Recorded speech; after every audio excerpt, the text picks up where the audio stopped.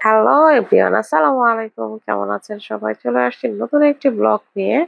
তো আমি আজকে তৈরি করব মজাদার কালোজাম মিষ্টি। তো এই কালোজাম মিষ্টিটা তৈরি করতে আমার ১ম যে উপকরণটা লাগবে সেটা হচ্ছে ময়দা। আজকে ময়দা দিয়ে এই কালোজাম মিষ্টিটা তৈরি করে দেখাবো।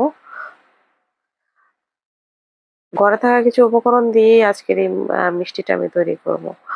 তো কালোজাম মিষ্টি তৈরি করার জন্য আমি নিয়ে নিয়েছি ১ কাপ গুঁড়া দুধ, নিয়েছি হচ্ছে 1/3 কাপ ময়দা, নিয়েছি 1/3 কাপের 1/2 কাপ হচ্ছে সুজি। আর আমি হচ্ছে নিয়েছি ২ টা ডিম। এখন আমি অল্প পরিমাণে হচ্ছে বেকিং পাউডার দিব।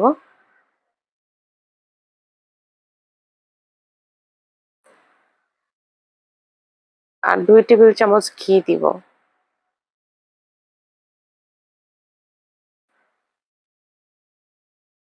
আর এদিকে একটা ডিম আমি ভালো করে ফেটে নিব।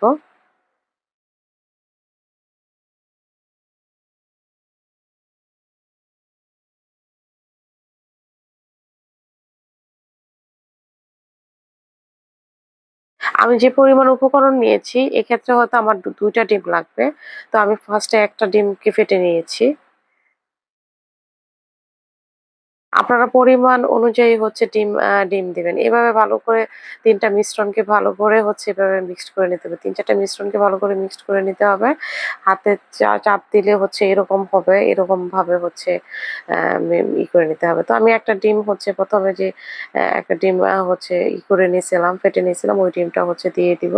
দিয়ে একটু হচ্ছে আ ভালো করে হচ্ছে মিক্সড করে নেওয়ার চেষ্টা করব। তো আমার হচ্ছে এদিকে আমি আরেকটা ডিম হচ্ছে দিব।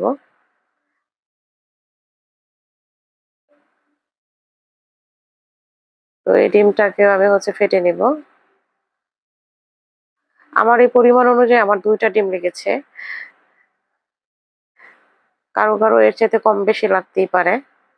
আপনারা যদি কেউ ডিম পছন্দ না করেন সেক্ষেত্রে হয়তো আপনারা হচ্ছে লিকুইড মিল্ক দিয়ে এই হচ্ছে খামিরটা তৈরি করতে পারেন। মিষ্টির এই খামিরটা তৈরি করতে পারেন।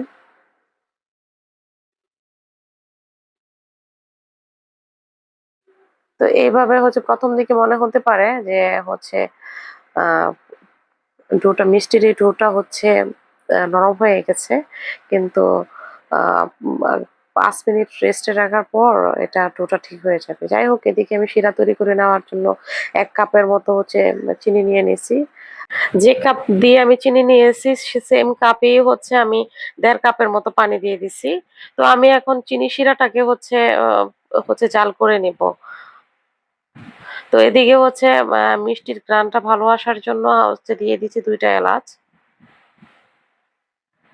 তো মিষ্টি শিরাটাকে কিন্তু আমি খুব বেশি ঝাল করে নিব না। কারণ যেহেতু আ মিষ্টিটা এটার মধ্যে দিব, আমার শিরাটা কিন্তু আ হয়ে গিয়েছে। এখন হচ্ছে আমি মিষ্টির শেপ দিব।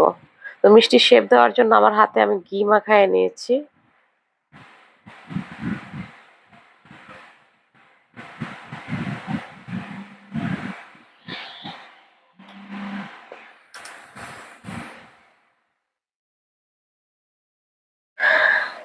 তো এভাবে একে সেম শেপে হচ্ছে আমি সবগুলা মিষ্টি তৈরি করে নিব।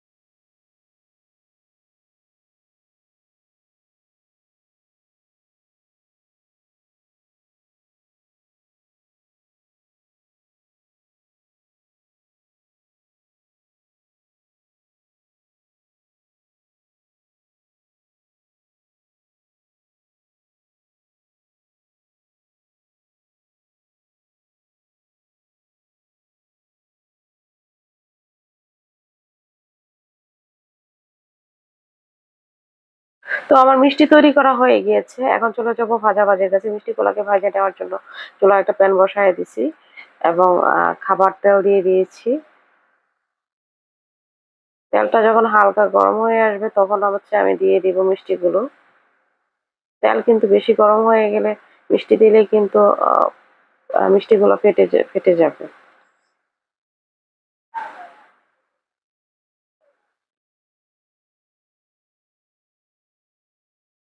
তো আমার তেল গরম হয়ে গিয়েছে।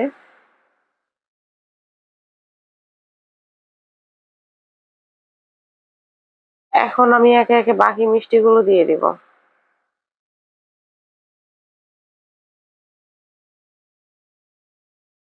দেখতেই পাচ্ছেন তেলে দেওয়ার সাথে সাথে মিষ্টিগুলো আমার ফুলে একদম যতটা দিয়েছি তার দ্বিগুণ হয়ে গিয়েছে।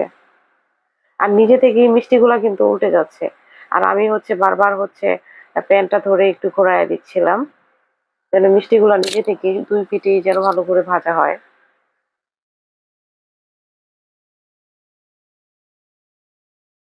মিষ্টিগুলো আমি যে শেপে দিয়েছি তার থেকে আরো বড় শেপ হয়ে গেছে। মিষ্টিগুলা ফুলে একদম বড় হয়ে গিয়েছে।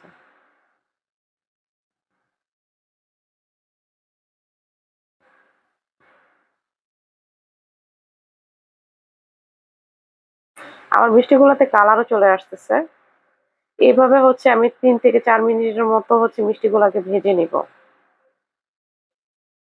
এ পর্যায়ে চুলার আঁচটা হচ্ছে মিডিয়াম থেকে একটু কমিয়ে দিতে হবে। মিষ্টিগুলাকে একটু কালার চলে আসলেই আমি হচ্ছে নামায় নিব, কারণ মিষ্টিগুলো যখন শিরাতে দিব তখন এগুলোর কালারটা আরো হচ্ছে হয়ে যাবে। তো আমার মিষ্টি প্রায় ভাজা হয়ে গিয়েছে। এখন আমি হচ্ছে শিরাতে দিয়ে দিব, যে শিরাটা তৈরি করে রেখেছিলাম সেই শিরাতে দিয়ে দিব।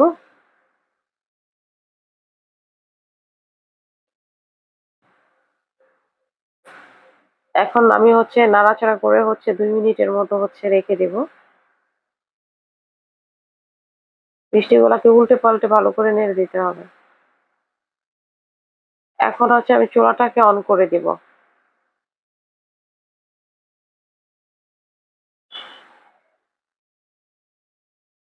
যেহেতু আমি চিনির শিরাটা পাতলা রেখেছি এজন্যই হয়ে রেখেছি যে আমার হাতে যদি বেশি সময় থাকতো তাহলে হয়তো এটাকে আমি ৫ ঘন্টার মতো হচ্ছে শিরার মধ্যে ডুবিয়ে রাখতাম মিষ্টিগুলাকে।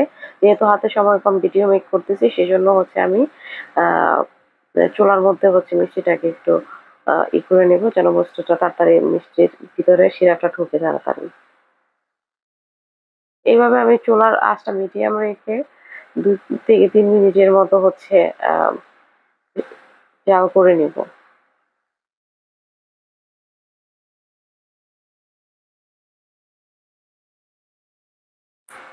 তো আমার মিষ্টি জাল করা হয়ে গিয়েছে, আমি চুলা অফ করে দিয়েছি। দেখতেই পাচ্ছেন মিষ্টিগুলা যে শেপ দিয়ে বানাইছিলাম তার থেকে দ্বিগুণ হয়ে গেছে। একদম বড় সাইজের হচ্ছে মিষ্টি হয়ে গিয়েছে। তো তৈরি হয়ে গিয়েছে আমার মিষ্টি। এই ময়দার এই মিষ্টি দেখতে যেমন সুন্দর, খেতেও কিন্তু দারুণ। আপনারা চাইলেই কিন্তু এই ময়দার মিষ্টিটা তৈরি করে ফেলতে পারেন ঘরে থাকা কিছু উপকরণ দিয়ে।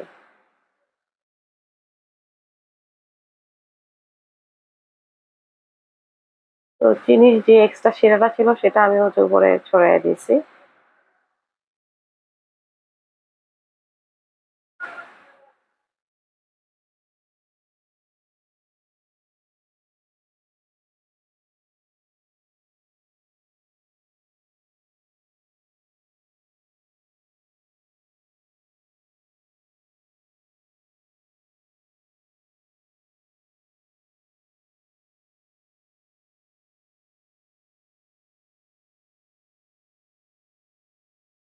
তো এভাবে তৈরি হয়ে গিয়েছে আমার মিষ্টি। আপনারা চাইলে কিন্তু এভাবে হচ্ছে অল্প সময়ের মধ্যে ময়দার এই মিষ্টিটা তৈরি করে ফেলতে পারেন।